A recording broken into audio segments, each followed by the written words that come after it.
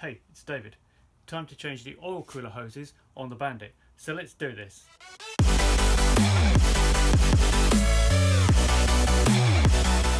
So, as you can see, damage is on the lift and it's time to do a job that is massively overdue for having been done. When I bought the bike from Del Boy's garage, then I already knew this needed doing because Del showed it to me and pointed out that it would need doing, and now a few years later it's still not done. But the other day when I was riding it, or rather when I'd stopped riding it, I noticed there was a little bit of oil below the bike, and when I checked, this near side hose to the oil cooler had started to seep through. It's basically a steel tube and it's rusted because it's out in the front of the bike, and it obviously now penetrated through, and there's a little pinhole and oil whipping out. So time to change. Now I've bought a pair of second-hand hoses for the bike. This one is the replacement for the one I need to change. Later Bandits have a Y-shaped piece of hose, but these early Bandits have two separate hoses. It's very easy to change, so let's have a look at what needs to be doing. Right, so that's the bottom of the hose there. So there's a banjo bolt fitting here. You can see it sits just under the oil filter. So it has a flexible element, and then it runs up into a steel pipe here, and you can see just how rusty that is. Running up and bolts onto the back there at the bottom of the oil cooler. Now, first thing to do is drain the oil. It's highly likely that these have not moved and been touched since they left the factory. So you've got the banjo bolts at the bottom, which go into the sump. You've got two Allen bolts at the top, which screw in to the hose. Now, if you're going to do what I'm going to do, then I'm going to take off the oil cooler. Now, notice there's a bracket that the oil cooler sits in there. I think there's with a rubber mount, and two bolts at the top hold the oil cooler in. I suggest before you go anywhere is you make sure all of these are loose. These ones at the top in particular, I don't know where they bolt into. They disappear somewhere into the frame, and I suspect there's a captive nut somewhere inside the frame. It's certainly not obvious. Maybe if you take the tank off you get to them, but these for me came out okay, so they're not a big deal. These are a bit sticky, and I suspect that's some sort of alloy in there which the bolt slightly corroded into, and the banjo bolts came right out. Now the second thing to do would be to clean the bike, but what I chose to do was to drain the oil out first. Of course you're going to need to drain the oil, take the filter off, drain that, clean it up, and then I've just screwed it back on so that I can actually clean up in here, because especially with a leaking oil hose, inevitably there's quite a bit of oil floating around at the bottom of the engine. Your bike may be cleaner than mine, because this being a rat bike, I tend not to clean it very much, like maybe once a year, and this part doesn't get cleaned probably as much as it should do. So anyway, so they're roughly cleaned. I can now take the oil filter back off.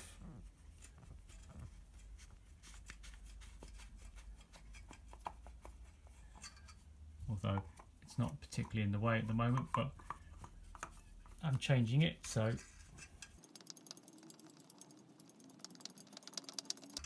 the world's longest thread for an oil filter. There we go.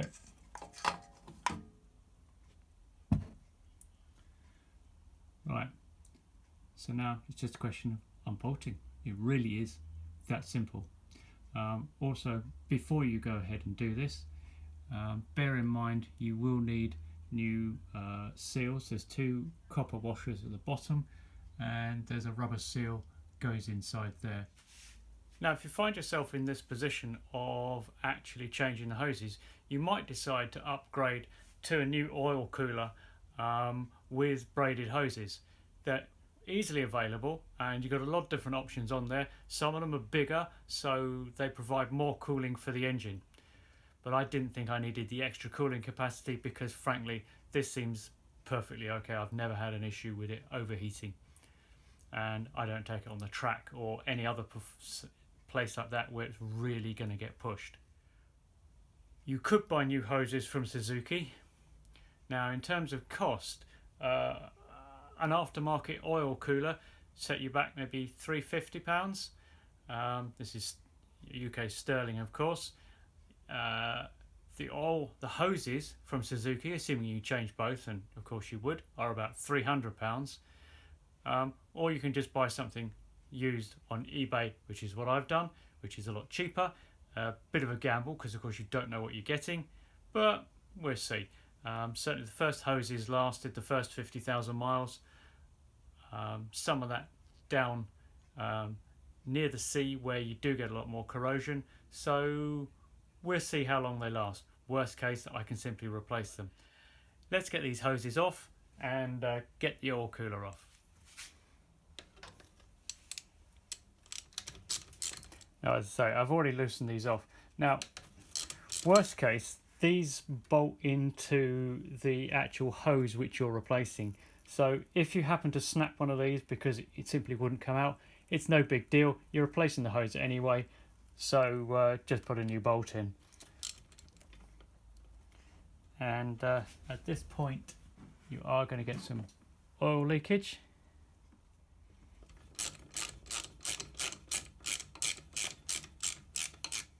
There's a rubber seal. Just sits in.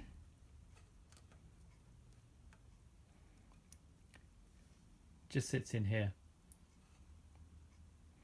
So, but you could reuse it, but I bought new ones because why wouldn't you? They're not that expensive. Now you might choose to do this end first, so that it will drain, but it doesn't really make a lot of difference. Alright, I'm now getting some oil seepage out of here, so I'm going to stop filming so that I can use both hands, because I can't really get the camera in here on the tripod so that you can watch. But really, I just got to pull that bolt out. Right, so there we go. So it's just a banjo bolt, just the same as you have on your brakes, but just a slightly bigger version. Now note, there's a copper washer here, and there's a copper washer the other side of that. And again, you could reuse them, but they're not that expensive, so I've bought new ones. And that's all you need. This comes out, letting the oil drip out of it, and repeat for the other side. And with the oil hoses removed, and it is quite messy by the way, so you might want to put something absorbent down, like I did too late, or use a bigger oil tray. We can simply remove these upper bolts.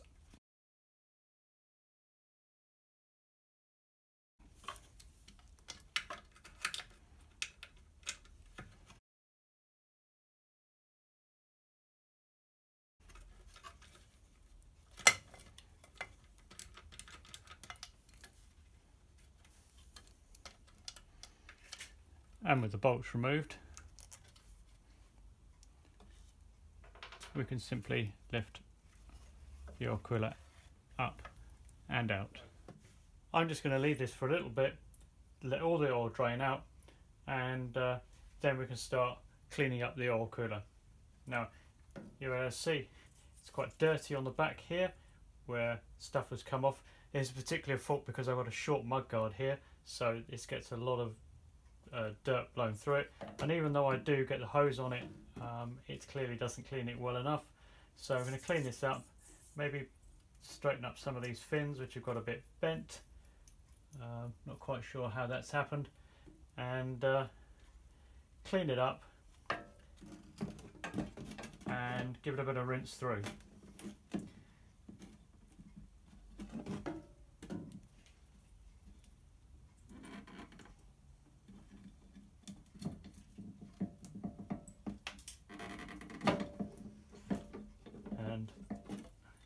just going to take the guard off it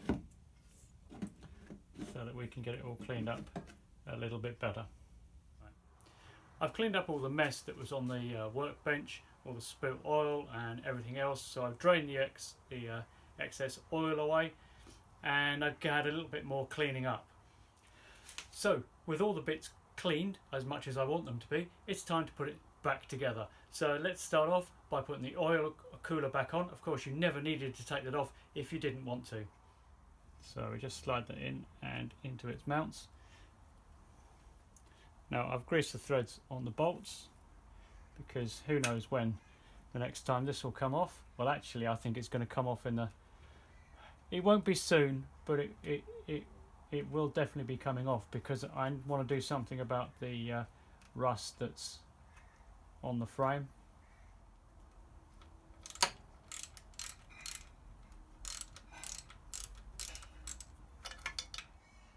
A little bit of rubber grease, just make sure that the seal slips into place properly and stays in place whilst it's being done up. Don't really want any on the inside where it could contaminate the oil. Just enough to actually make sure that seal stays in place. It does allow it just to slip and move as it needs to as it comes under pressure. So here are the hoses. So we've got the old hose here and a new hose here. Now notice how sharp that bend is. That's the one that comes on this side of the bike, and this is the other, so they're laid side by side just to check that they work.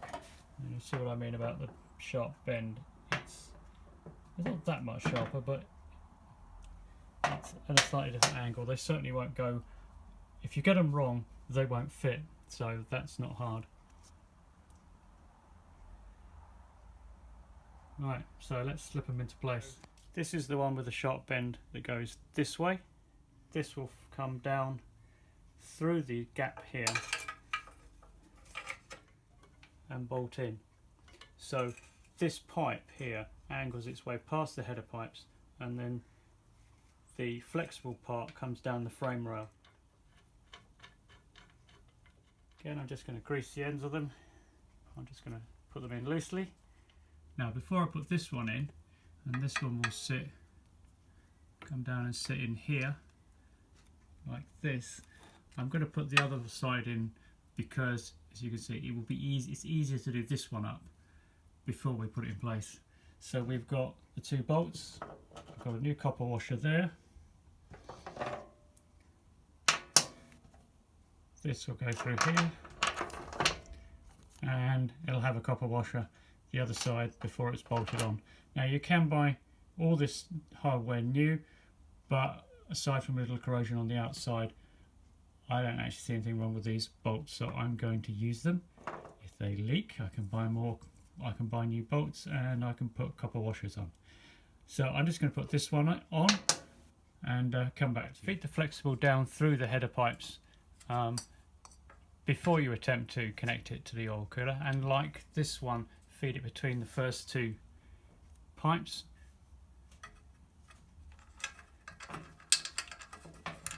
Banjo bolt, two copper washers, and screw in. And the same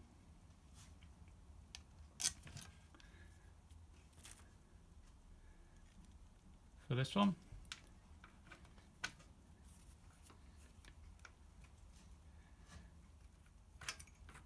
Just move the hose around until that bolt feeds in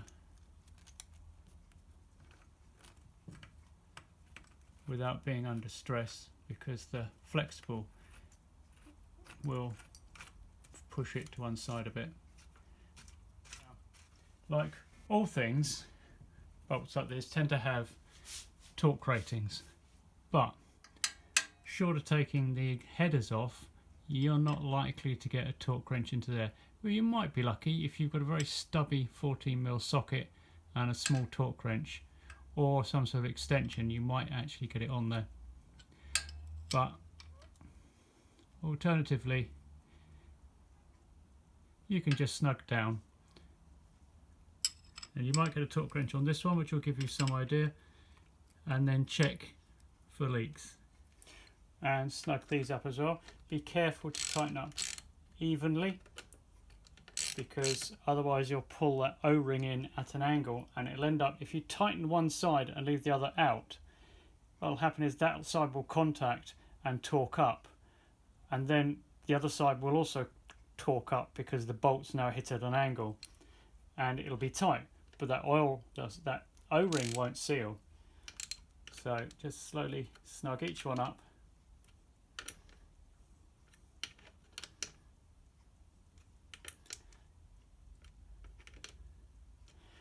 And do the other side, and again check for leaks, and if it's leaking a little bit, snug it up a little bit more, sneak up on it until it stops leaking. So this was a gamble that did not pay off. That oil line is leaking right there, here, from the joint between the pipe and the flexible section where it's crimped on. So that's a fail. Otherwise it all seems okay, but yeah, that's not going to work.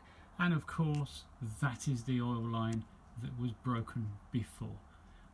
So now I have a spare oil line for the other side, which is fine, it seems, but now I need to get myself another oil line for this side. Yeah, that's what happens when you gamble with eBay second-hand parts. So aside from that particular fail, this install is done. I've just got to clip the cooler guard back on when it's the paint is dry, and source myself another oil line and fit that, which means the bike's off the road for another week or two. It's how it goes. It's annoying, but you know, this is it. But anyway, remember when you're refilling with oil that not only have you got to allow a little extra for the oil filter, but you've got to allow extra for the oil cooler. So fill it up, start the bike for a few seconds, a few times, allow the oil to pump through, check the level, and then fill up, and repeat until the oil level stabilizes. So checking the oil level as you normally would. So thanks very much for watching, guys, and I will catch you guys again soon.